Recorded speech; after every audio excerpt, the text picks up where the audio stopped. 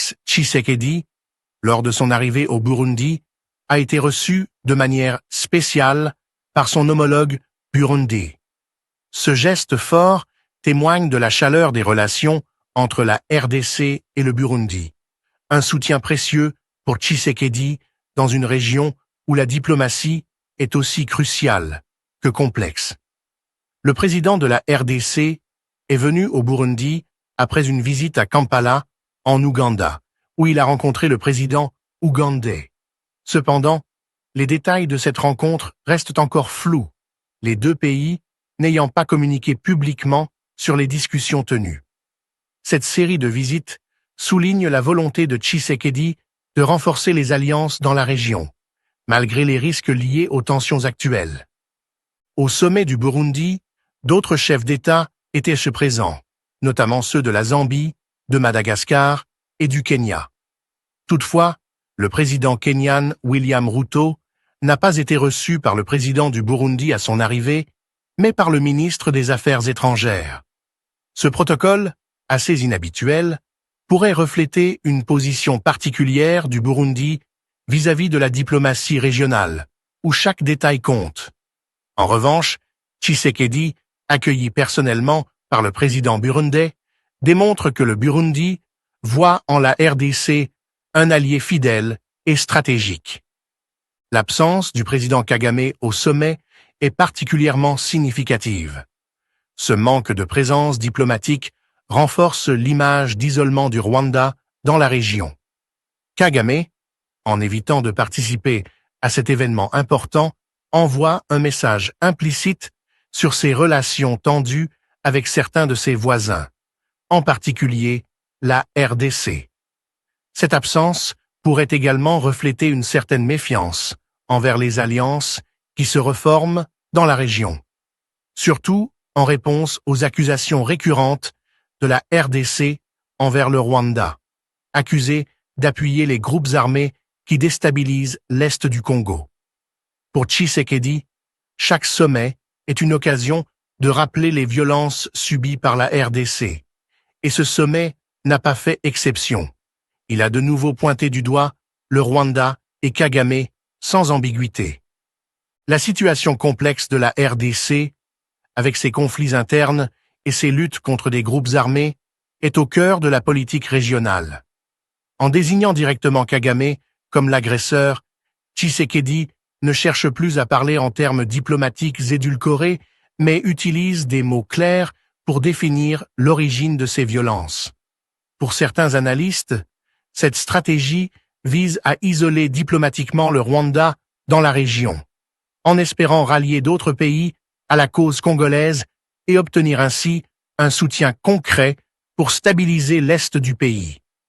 Les autres leaders présents au sommet, comme le président zambien et le président malgache, apportent un soutien précieux à la RDC dans sa quête de sécurité et de stabilité.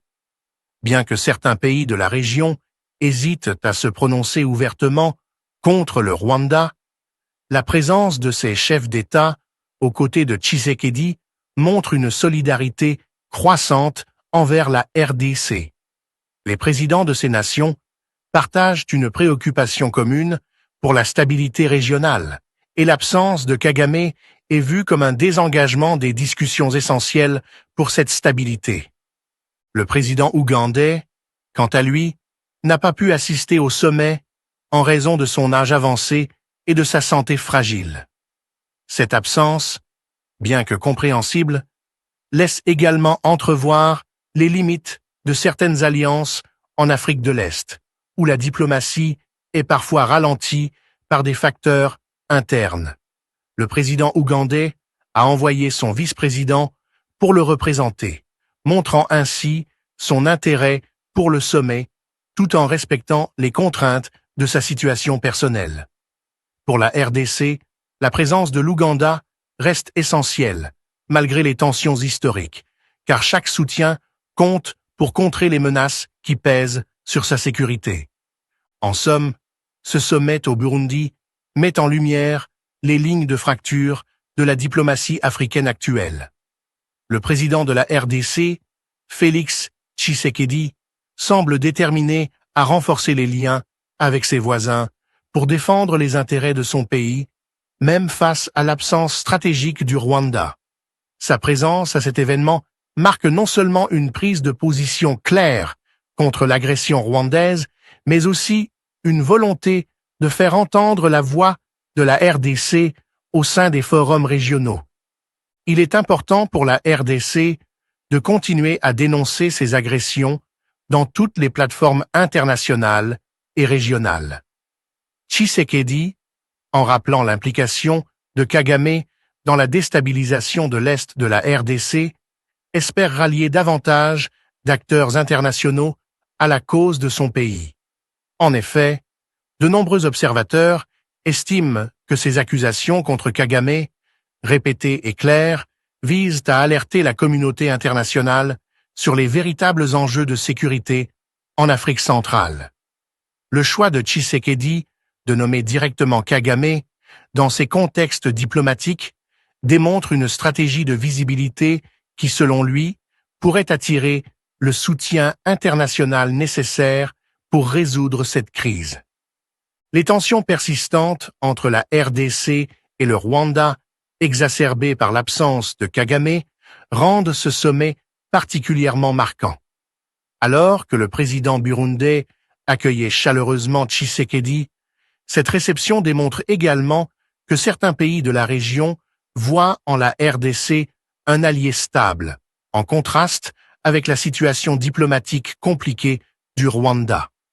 Ce soutien du Burundi pourrait aussi symboliser un début de repositionnement des alliances en Afrique de l'Est, où certains pays pourraient être tentés de prendre des distances avec un Rwanda de plus en plus isolé. La diplomatie africaine est en pleine mutation, et le sommet au Burundi en est un parfait exemple. Les alliances se forment et se défont, influencées par des intérêts nationaux et régionaux complexes. Pour la RDC, chaque soutien compte dans sa lutte pour la sécurité et la stabilité, et le président Tshisekedi semble déterminé à s'allier avec ceux qui partagent cette vision.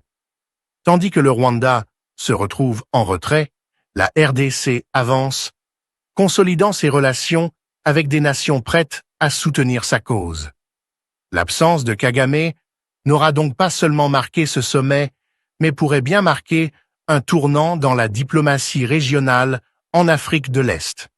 Ce sommet démontre que la RDC, malgré ses défis internes, reste un acteur incontournable de la région, déterminé à défendre ses frontières et à sécuriser ses populations. Le soutien du Burundi, renforcé par la réception spéciale réservée à Tshisekedi, envoie un message fort de solidarité.